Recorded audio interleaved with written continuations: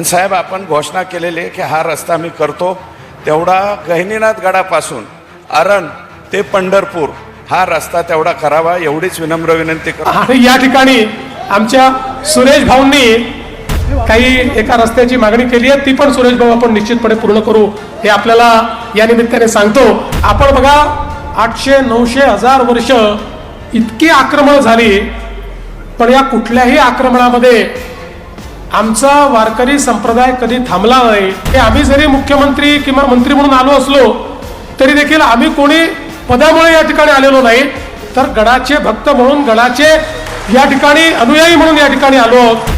संत श्रेष्ठ वामन भाऊ यांनी सुरू केलेला हा सप्ताह आणि म्हसोबाच्या वाडीकरांनी 94वा नारळी सप्ताह या ठिकाणी घेतलेला आहे।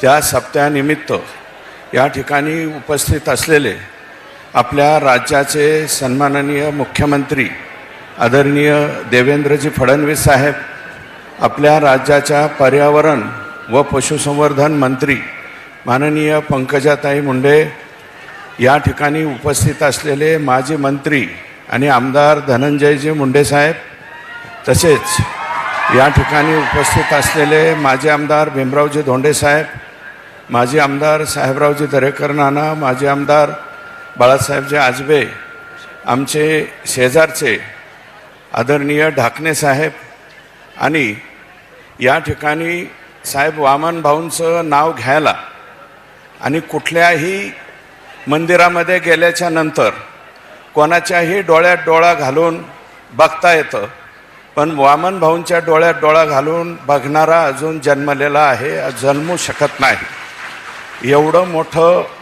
हे स्थान आहे आणि या स्थानाला विलासरावजी देशमुख साहेब, नंतरच्या कालावधीत मुंडे साहेब आणि आत्ताच्या कालावधीमध्ये तुम्ही खूप मोठं सहकार्य, साथ या ठिकाणी दिलेली आहे। आणि वामन भाऊंच्या पुढं नंतर 64 सालापासून, आणि मूळ काय आहे की म्हसोबाची वाडी हे विठ्ठल महाराजांचं जन्मस्थान आहे, हे त्यांचं गाव आहे आणि खरोखर त्यांचंही आणि म्हसोबाच्या वाडीकरांचं सुद्धा मनापासून या ठिकाणी अभिनंदन केलं पाहिजे की एवढा मोठा सप्ताह त्यांनी साजरा केला, कुठेही कमतरता भासून दिलेली नाही। तेव्हा माननीय मुख्यमंत्री महोदयांना एकच विनंती करेल की साहेब, हा नगरपासून बीडपर्यंत जाणारा MSS2 रस्ता आहे, याला सुरुवातीला मुंडे साहेब उपमुख्यमंत्री झाल्यावर पैसे दिले आणि त्याच्यानंतर तुम्ही मुख्यमंत्री झाल्याच्या नंतर दिले, आणि आता आम्ही डागडुजा करतोय, परंतु हा 96 किलोमीटरचा आष्टी मतदारसंघातला हा रस्ता, इथं 4 माणसं गेली साहेब, नेमक्या आमच्या म्हसोबाच्या वाडीच्या तिथं ब्लॅक स्पॉट आहे, बीडची 4 माणसं गेली। काल परवा पुरी म्हणून आमच्या इथलेच ग्रामसेवक आहेत, कापसी गावाजवळ जे गहिनाथ गडाच्या पायथ्याशी गाव आहे, तिथं एक माऊली आणि तिचा मुलगा दोघंही जळून खाक झाली, तिथल्या सरपंचाला सुद्धा काही करता आलं नाही। आणि मच्छिंद्रनाथ गडापासून तर ते लोणीपर्यंत हा रस्ता आपण हॅममध्ये घेतो म्हणलात, एवढी 2 कामं करा एवढी विनंती आहे। आणि गडावरती आमच्या गडापासून म्हणजे वामन भाऊंनी ना आता विठ्ठल महाराजांनी जे दिंडी घेऊन जातात ती वंचित म्हणजे ज्याच्याकडे कोणीच जात नाही अशा मार्गाने जाते। आणि साहेब आपण घोषणा केलेली आहे की हा रस्ता मी करतो तेवढा गहिनीनाथ गडापासून अरण ते पंढरपूर हा रस्ता तेवढा करावा एवढीच विनम्र विनंती करतो आणि थांबतो। संत सर्वप्रथम मी श्री संत वामन भाऊ महाराज यांच्या चरणी नतमस्तक होतो। आणि आज हा एक अमृत योग आहे की गहिनीनाथ गडाची परंपरा ज्यांनी सुरू केली त्या संत वामनभाऊ महाराज यांच्या 50व्या पुण्यतिथीच्या वर्षी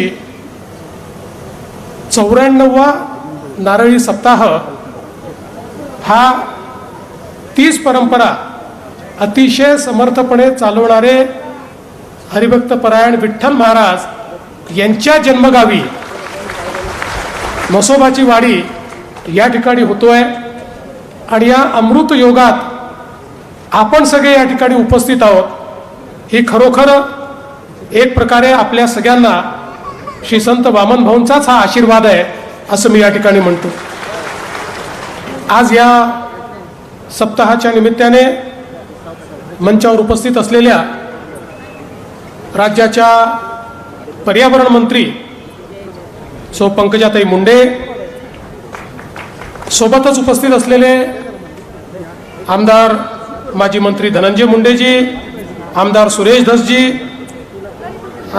माजी मंत्री जयदत्तअण्णा क्षीरसागरजी, श्री शंकर देशमुख, श्री प्रतापदादा ढाकणे, श्री साहेबराव दरेकरजी, बाळासाहेब आजबेजी, भीमराव धोंडेजी आणि अर्थातच ज्यांचा आशीर्वाद घेण्याकरता आपण सगळे या ठिकाणी आहोत ते हबप विठ्ठल महाराज आणि उपस्थित म्हसोबाची वाडी आणि आसपासच्या सगळ्या जिल्ह्यातून गावातून या ठिकाणी उपस्थित असलेल्या माझ्या सर्व माता भगिनी आणि बंधूंनो, मला अतिशय आनंद आहे की आज या सप्ताहाच्या निमित्ताने उपस्थित राहण्याची संधी मला मिळाली। मागच्या वर्षी पारगावच्या सप्ताहामध्येच विठ्ठल महाराजांनी माझ्याकडनं कबूल करून घेतलं होतं की पुढच्या वर्षीच्या सप्ताहाला म्हसोबाच्या वाडीला मी येईल आणि आपलं निमंत्रण 1 वर्षापूर्वीच या ठिकाणी प्राप्त झालं होतं आणि आज मला अतिशय आनंद आहे, कारण आपल्या सगळ्यांना याची कल्पना आहे की श्री संत वामनभाऊ महाराज नाथ संप्रदायाचं एक विलक्षण अशा प्रकारचं हे नेतृत्व होतं, एक विलक्षण अशा प्रकारची आध्यात्मिक शक्ती होती की ज्यांच्या अतिशय सामान्य राहणी पण कर्तृत्व मात्र हे प्रचंड मोठं होतं। कित्येक लोकांचं जीवन सुधारण्याचं काम त्यांनी केलं आणि समाजातला अंधविश्वास दूर करत समाज सश्रद्ध झाला पाहिजे, श्रद्धावान समाज झाला पाहिजे याकरता त्यांनी केलेलं कार्य, समाज सात्विक असला पाहिजे याकरता त्यांनी केलेलं कार्य आणि विशेषतः जे मार्ग भटकलेले लोक आहेत त्यांना मार्गावर आणण्याचं जे काम श्री संत वामनभाऊ महाराजांनी केलं, मला असं वाटतं की ते अत्यंत महत्त्वाचं आहे। आणि नाथ संप्रदाय जो आपल्याला कल्पना आहे की आपल्या वारकरी विचाराचा, वारकरी संप्रदायाचा एक प्रकारे उगम आपण मानतो आणि विशेषतः गहिनीनाथ महाराज हे एक अशा पद्धतीचं देवतुल्य व्यक्तिमत्व या नवनाथांमध्ये होऊन गेलं की ज्यांनी या संप्रदायाचा एक मोठा विस्तार केला आणि त्यांचाच विचार आणि तीच गादी श्री संत वामनभाऊ महाराजांनी सातत्याने आपल्याला आशीर्वाद देत पुढे नेली आणि आज तोच वसा आणि तोच वारसा आपले हबप विठ्ठल महाराज या ठिकाणी चालवत आहेत। म्हणून मी ज्यावेळी गहिनीनाथ गडावर गेलो आणि असं मनापासून वाटलं की या गडावर आलं पाहिजे, इथल्या सप्ताहाला गेलं पाहिजे, कारण ज्या प्रकारचा भक्तिभाव पाहायला मिळतो इथे कोणीही हे आम्ही जरी मुख्यमंत्री किंवा मंत्री म्हणून आलो असलो तरी देखील आम्ही कोणी पदामुळे या ठिकाणी आलेलो नाही, तर गडाचे भक्त म्हणून, गडाचे या ठिकाणी अनुयायी म्हणून या ठिकाणी आलो आहोत। आणि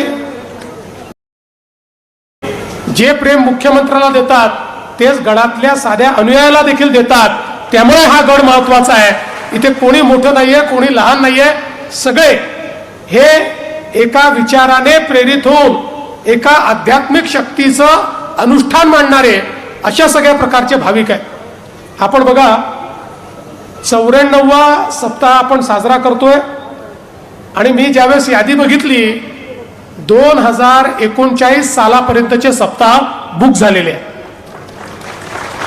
वेगवेगळ्या गावांनी यापूर्वीच 2039 पर्यंतच्या सप्ताहाचे नारळ हे त्या ठिकाणी ॲडव्हान्स बुकिंग करून टाकलेले आहेत.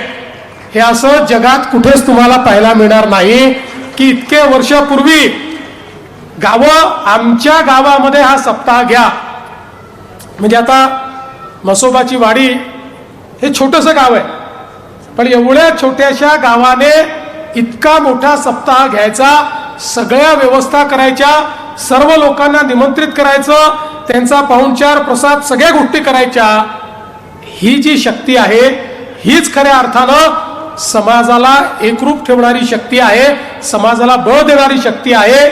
आणि विविध समाजाचे लोक हे एकत्रित ज्यावेळेस येतात आणि अशा पद्धतीनं एक आध्यात्मिक बैठक ही त्यांच्यामध्ये जेव्हा तयार होते, मला असं वाटतं की त्याच वेळी खऱ्या अर्थानं एक सश्रद्ध समाज हा आपण तयार करत असतो.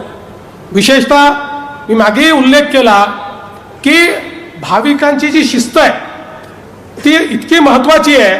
मी गडावर नेहमी बघितलं की सगळ्या गोष्टी अतिशय शिस्तीत होतात. पंक्ती बसल्या त्याही शिस्तीत होतात, कीर्तन तेही शिस्तीत होतं, जो काही आपला त्या ठिकाणी फुलं टाकण्याचा जी आपली प्रथा आहे ती अतिशय शिस्तीत होते. ही मला असं वाटतं की एक अत्यंत हे गहिनीनाथ गडाचं वेगळेपण आहे, जे आपण सगळ्या भाविकांनी जोपासलेलं आहे. आणि विठ्ठल महाराजांनी इथनं एक आदेश केला तर त्याप्रमाणे आपण सगळे योग्य पद्धतीनं हे कामकाज चाललं पाहिजे असा जो प्रयत्न करता, मला वाटतं हे खूप महत्वाचं आहे. आमचा वारकरी संप्रदाय, आमची वारकरी परंपरा ही अत्यंत महत्वाची. आपण बघा 800, 900, 1000 वर्ष इतकी आक्रमण झाली, पण या कुठल्याही आक्रमणामध्ये आमचा वारकरी संप्रदाय कधी थांबला नाही. आमची पावलं ही पंढरीकडे कितीही अडचणी येऊ तरी ती वळतातच, ती पंढरीला जातातच. हेही किती आश्चर्य आहे बघा की पंढरपूरमध्ये गेल्यानंतर विठ्ठलाचं दर्शन हे बोटावर मोजण्या इतक्या लोकांना प्राप्त होतं. काही लोकांना मुखदर्शन प्राप्त होतं, पण लाखो लाखो भाविक असे आहेत की जे केवळ कळस दर्शन करून त्या ठिकाणून जातात, पण तरी देखील दरवर्षी कळस दर्शनाकरता आमची पावलं पंढरपूरकडे वळतात, म्हणजे वळतातच. आणि म्हणून मला या ठिकाणी विठ्ठल महाराजांनी सांगितलं की शेवटी वारकरी संप्रदायाचे अर्धवीव म्हणून ज्या गहिनीनाथ महाराजांकडे आपण बघतो, त्यांच्या गलावरनं जी दिंडी पंढरपूरला जाते त्या दिंडीकरता जो रस्ता आहे तो चांगला करून द्या. त्या संदर्भात आता सगळ्या व्यवस्था केल्या आहेत, त्याचा आपण एस्टिमेट तयार केला आहे. निश्चितपणे आपण तो रस्ता येत्या काळामध्ये हातामध्ये घेऊ. आणि आता तर ही आनंदाची गोष्ट आहे की पंढरपूरला गहिनीनाथ गडाची स्वतःची जागा झालेली आहे आणि ती अजून त्याचा विस्तार होणार आहे. आणि पुढे मला असं वाटतं की खूप मोठ्या प्रमाणात चांगल्या व्यवस्था या पंढरपूरला त्या ठिकाणी होतील. पण मी आज एवढंच सांगतो, गडाचा विषय असेल किंवा पंढरपूरच्या रस्त्याचा विषय असेल, हे सगळे विषय हे निश्चितपणे मुख्यमंत्री म्हणून नाही तर या गडाचा एक भक्त म्हणून मी त्या ठिकाणी पूर्ण करण्याचा प्रयत्न करीन. ज्या प्रकारे पंकजाताईंनी किंवा धनंजयजींनी सांगितलं त्याप्रकारे आम्ही सगळे मिळून ही जी काही आपली परंपरा आहे ती परंपरा पुढे नेण्याचा प्रयत्न करू. आज मी पुन्हा एकदा या ठिकाणी विठ्ठल महाराजांचे मनापासून आभार मानतो आणि त्यासोबत म्हसोबाची वाडी या गावातल्या गावकऱ्यांचे आभार मानतो की त्यांनी नुसतं निमंत्रण दिलं नाही तर आग्रह केला की तुम्ही आलं पाहिजे. आणि म्हणून आपल्या सगळे आले होते मला भेटायला, आणि म्हणून आपल्या सगळ्या भक्तांचं दर्शन हे घेण्याची संधी देखील या निमित्ताने मिळाली. आपल्यालाही सगळ्यांना मनापासून मी प्रणाम करतो. आणि या ठिकाणी आमच्या सुरेश भाऊंनी काही एका रस्त्याची मागणी केली आहे, ती पण सुरेश भाऊ आपण निश्चितपणे पूर्ण करू हे आपल्याला या निमित्ताने सांगतो आणि माझं बोलणं संपवतो.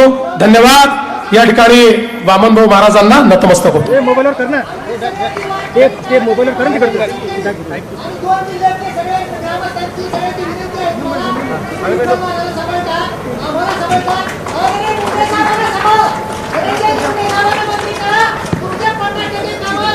अरे कर ना शूट ते मोबाईलवर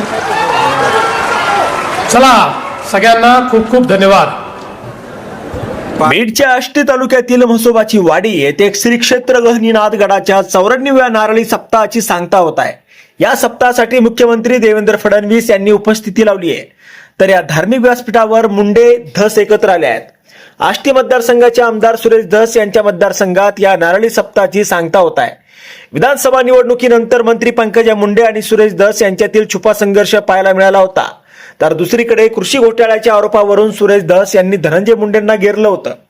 धस मुंडे यांच्यातील संघर्षानंतर बऱ्याच दिवसानंतर हे एकाच व्यासपीठावर दिसत आहेत. तर व्यासपीठावर धनंजय मुंडे आणि सुरेश धस यांच्यात चर्चा सुरू आहे. धनंजय मुंडे सुरेश धस एकमेकांच्या बाजूला बसलेले आहेत. यावेळी राज्याचे मुख्यमंत्री देवेंद्र फडणवीस, मंत्री पंकजा मुंडे देखील उपस्थित होत्या. गहनीनाथ गडावरून निघणाऱ्या दिंडीसाठी रस्ता होणार, चांगल्या व्यवस्था पंढरपूरला जाण्यासाठी होतील, गडाचा भक्त म्हणून काम पूर्ण करण्याचं काम करेल, ही परंपरा पुढे नेऊ.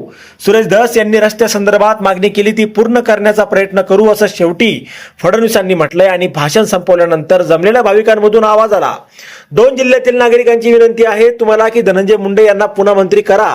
त्यावरती फडणवीसांनी हसत सर्वांना धन्यवाद दिले. आष्टी मतदारसंघाचे आमदार सुरेश धस यांच्या मतदारसंघात या सप्ताहाची सांगता झाली.